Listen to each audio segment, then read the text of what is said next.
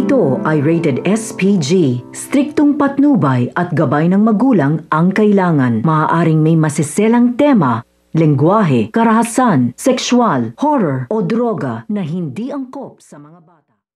Dahil sa pag-aalala nga nito nila Lynette ay pinuntahan niya nga ito nga si Annalyn sa Apex upang sa gayon nga mapigilan niya nga ang anak nga niya sa pag-oopera. Subalit hindi nga niya inaasahan na maririnig nga niya dito nga kay Moira na ito nga si Annalyn ay nag-awol sa isang operasyon. Kaya naman kinumpronta niya nga ito at dito na rin nga nagkagulo dahil nga pinagtanggol nga nito ni Chang Susan ang kanyang apo. Nakita nga ito ni Giselle kaya nang pinagbawalan na nga silang tatlo na tumapak pa dito nga sa Apex. Sa kabilang banda naman nga namukhaan nga nito ni Regan ang hold-upper na nanakit dito nga kay Annalyn. Kaya naman posibilidad na kanilang ipakulong nga ito at magsabi na nga rin ng totoo ito nga hold-upper na inutusan nga nito ni Moira.